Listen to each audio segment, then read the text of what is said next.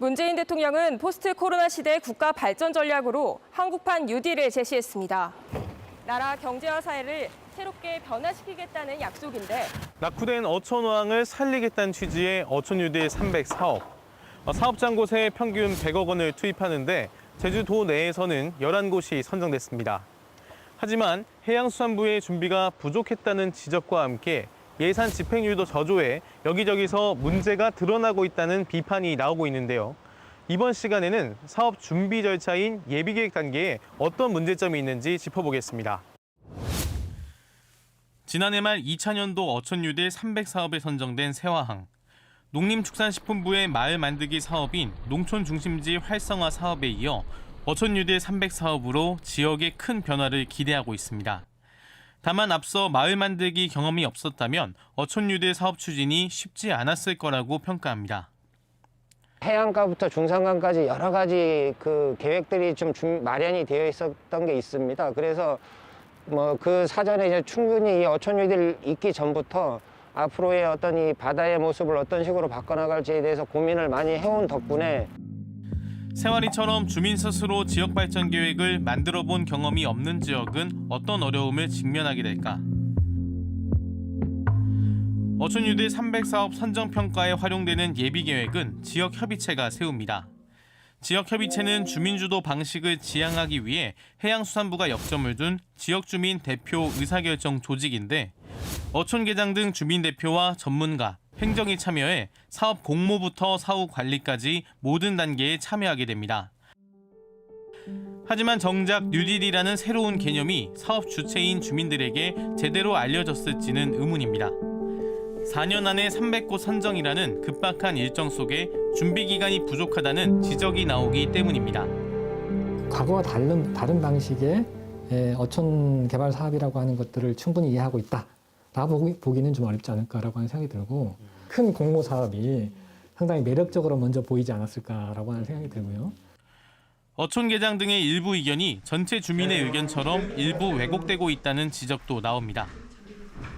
마을 사람들이 원하지 않더라도 이장이 마을 대표가 이 사업이 오니까 빨리 뭐 좀 합시다. 이렇게 해서 급조해서 지역협의체에 참여한 전문가들의 불만도 적지 않은데 사업 취지와 달리 민원 해결 사업으로 변질되는 경우가 적지 않다는 겁니다.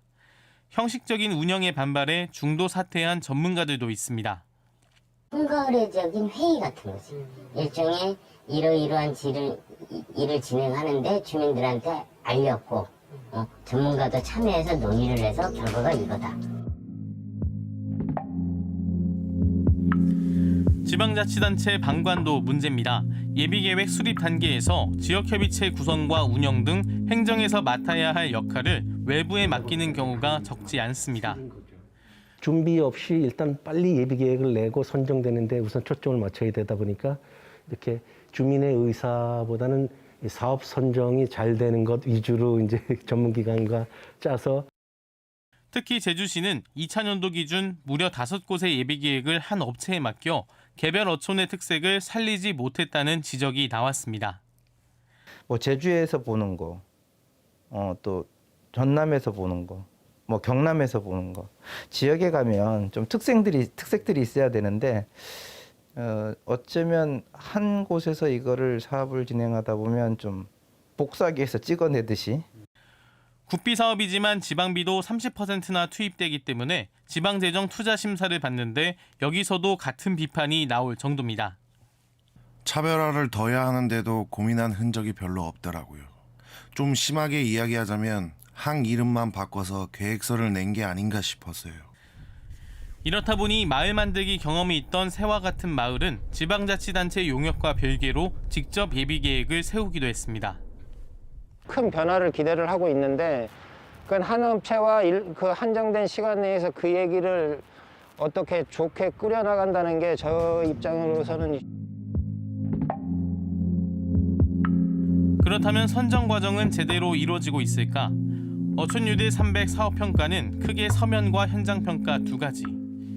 짧은 시간 많은 신청 대상지를 평가하다 보니 여러 평가팀이 심사하는데 서면 평가는 발표를 포함해 길어야 1시간, 현장 평가는 2시간가량 걸립니다. 사업의 필요성과 주민 역량을 살펴보기엔 역부족이라는 지적입니다. 단기간에 포장할 수도 있는 거고 또 과대하게 또 할 수 있다라고 하는 것들을 또 드러낼 수도 있는 거고 그 판단은 온전하게 심사위원들이 한다라고 하는데 심사위원들은 지역의 실정이나 사정을 잘 모르는.